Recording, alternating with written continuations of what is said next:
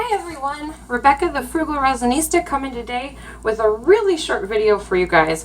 Let's talk about resin waste and scraps and drips. Every time this happens, as you guys totally know, I'm sure if you've used resin, you get done and you're like, dang, resin is expensive and I just spent so much of it for nothing because it's all over, not on my painting.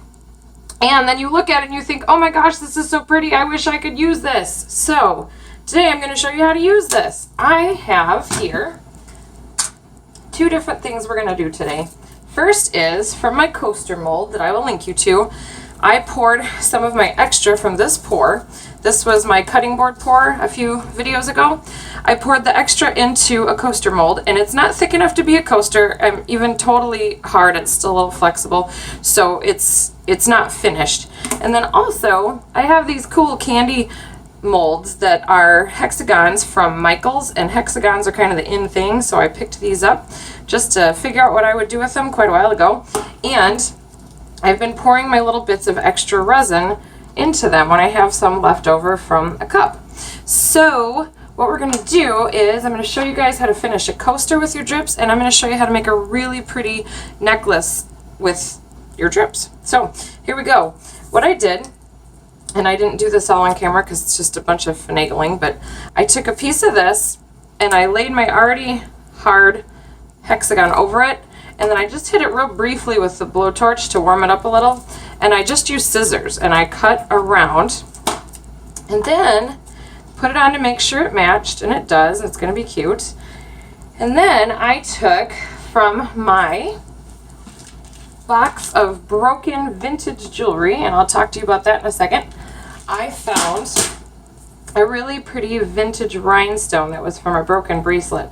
So I took my drill and I drilled a little hole through this first layer so that that rhinestone would have something to sit in, because I don't want it sticking up really far. And this is what we are going to stick together. And it's going to be a really pretty necklace that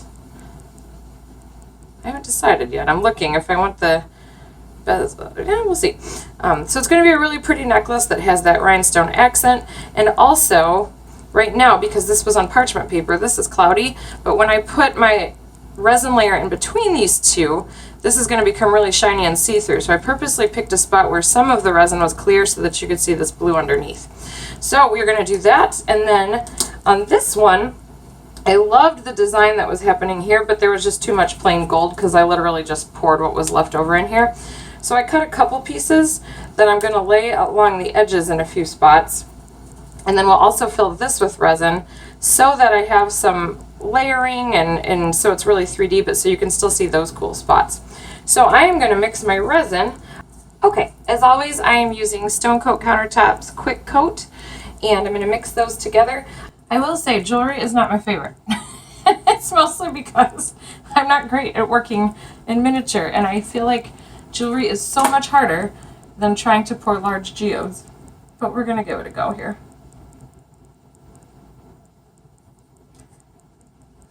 I want a really thin layer underneath, because when I push this one on top, it's going to spread out all over. I do want to kind of make sure that it is all over though. Don't want any bubbles underneath.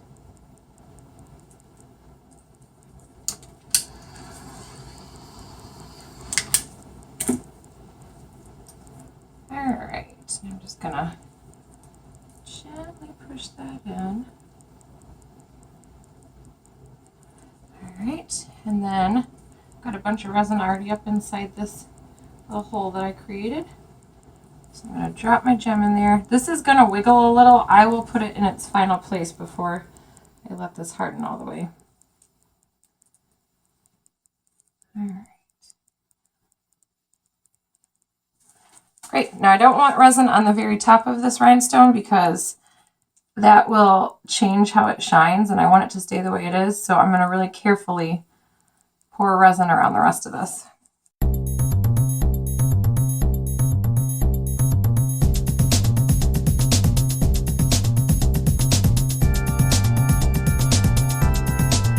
Alright, we'll call that one good, and I'm going to do the same thing here. I'm just going to pour a layer in, and then we'll add our drips to it.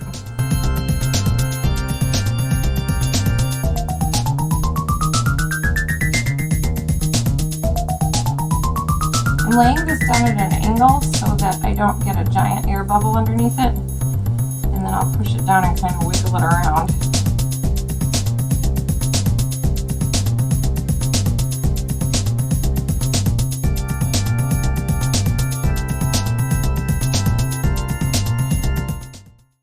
All right, I love it. You know me, guys, I'm gonna do too much because I always do. This is so pretty, and this is turning into kind of a mini art piece, not just a coaster. I'm gonna add a little bit of stones to it before I finish. These are $3 glass gold stones from Dollar General. I'm just gonna put them in a couple spots to kind of make the old parts of this and the new parts of this mesh together a little better.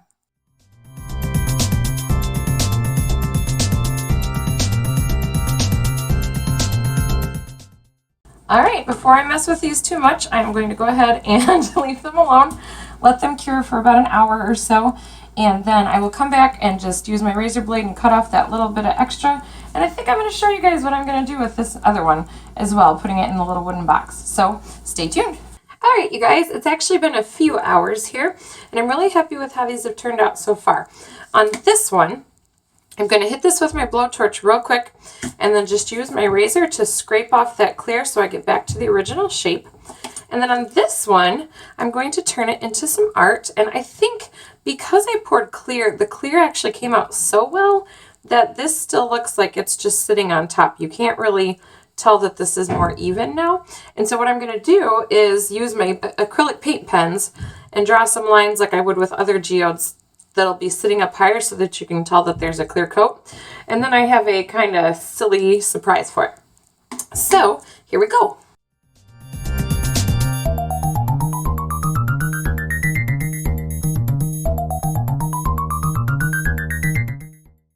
I don't know how well you can see that, but that is so pretty. I'm so happy with it. The last thing I'm going to do is that I need to add a little tiny bail to it so that it can be hung on a chain. I am going to do this at this angle, I think, with the top being a point. I just think that looks really pretty. So I should be able to just screw this in by hand because my resin has only been curing for a couple hours. The other thing, I don't know if you guys could tell when I was scraping the edges, when I heated it up and scraped, it didn't take anything from this older piece because I would have had to heat that a lot longer for it to have to get melty and not solid. So I'm really happy that the newer stuff just kind of peeled right off of it. Another thing as I'm screwing this in, the back of this is not shiny like the front because I used a candy mold and not a jewelry mold. I like it this way, and the reason I do is because this sits against the body, and on the front you want it to be nice and shiny, but on the back, if it's shiny like that, I feel like it sticks to your skin more if you get sweaty or anything like that. It's just, I don't know, I don't like it as well. So I like that these are matte finish, and I actually do a lot of my jewelry that I put drips on and make pendants with. I definitely try to use the ones that aren't shiny on the back. I just think it's a nice look. All right, so I'm able to screw this in by hand only because this resin is not 100% cured. I just screwed it in kind of right in between both layers. And so now as this finish is curing, it'll cure all the way, and that will not be able to come back out. So this pendant's pretty much done. I think it turned out so pretty. I'll give you guys a close-up with it on its chain and everything once it's totally finished, but I love the depth in this and everything else. So we'll put that aside. I'll give you a close-up later. Now for this, I picked up at the Dollar Tree the weirdest thing. I got 4 of these, and I've been staring at them because I thought, well, I'll pull everything out and I'll just pour a square into them. But this is the weirdest thing. You're so lazy. Like, are you saying you're so crazy? Are you saying you're so lazy? Or, like, what's going on with this? Because it's not saying you are yourself. Did you give this to someone? This seems like a mean gift. Anyway, I've been pondering this. The whole thing's silly. But what I'm going to do is pull this out because the frame is really cute. And it matches what I'm doing. Actually, I don't even think I have to pull that out. I could glue it right onto the top. That would be even easier. Look at that. All right. Well, I'm going to use some E6000 and I'm going to glue this right on. And this is going to be a really pretty design, but first let me do my little signature and let me add my acrylic paint pen lines.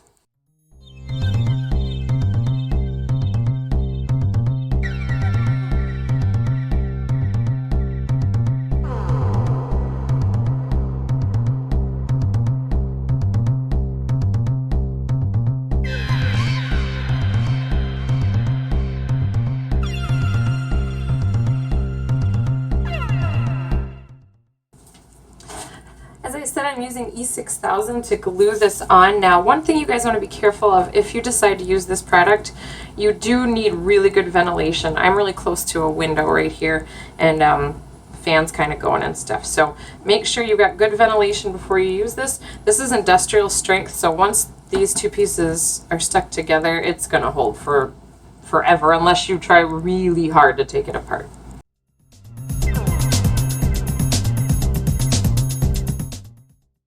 So cool!